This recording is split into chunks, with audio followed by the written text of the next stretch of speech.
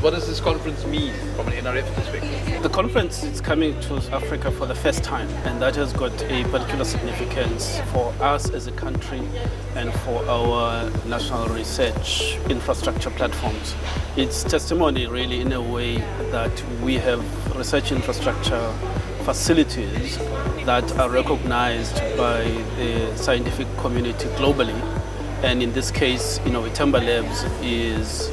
well recognized at a global level as a top-of-the-range research infrastructure, facility. And that is, in a way, testified to by the presence of the directors and heads of the biggest and the most famous research infrastructure facilities of the same nature in the area of nuclear physics or nuclear medicine and related sciences that are present at this particular conference. And we are fortunate as Itemba Labs in the sense that many of those from Germany and France and the US are part of our scientific technical advisory committee, which means that Itemba Labs is advised by the best people really in the field of nuclear physics and the related sciences for which there is research infrastructure at Itemba Labs. And post-COVID, you have here, just less than 500 people or somewhere in that region.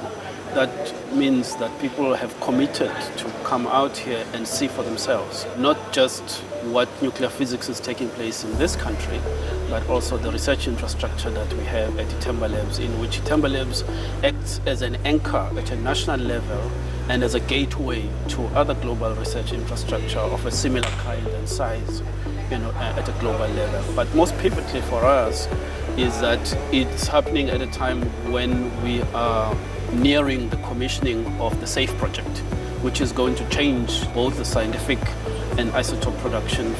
fortunes of Itemba Labs, resulting in a situation where we're going to be able to dedicate the old cyclotron to undertake research and training, and it will be able to provide maximum beam time availability to the science community,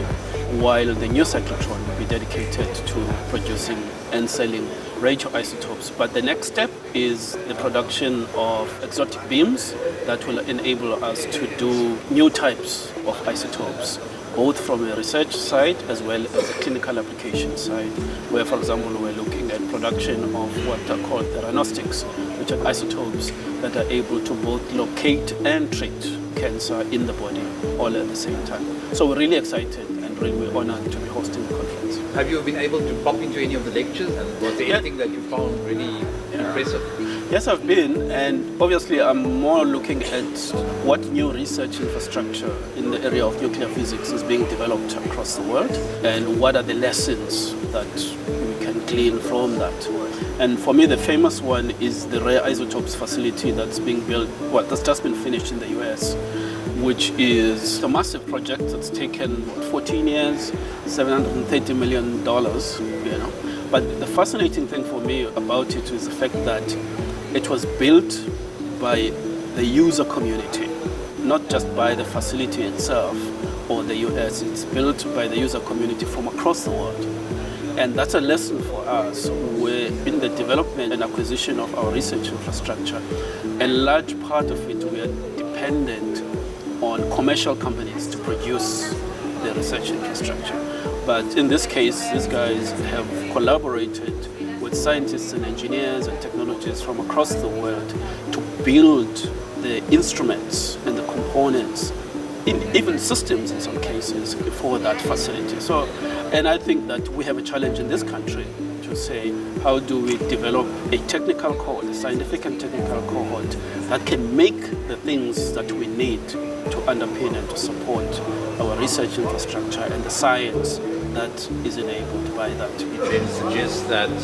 science is crucial in terms of sustainability. It is absolutely critical in the sense that you can't have innovation without doing the fundamental science. So we have radioisotopes because we did nuclear physics, basic fundamental nuclear physics. And unless we are able to adopt a long-term view in terms of our investment strategy in science, and we invest across the value chain, from the most fundamental science to the latest technology development and innovation process. But you got to look at it as a continuum and not simply just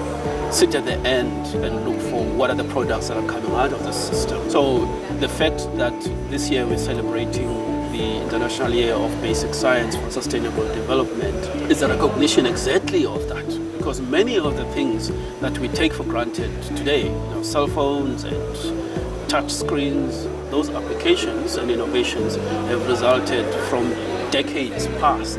of investment in basic and fundamental research.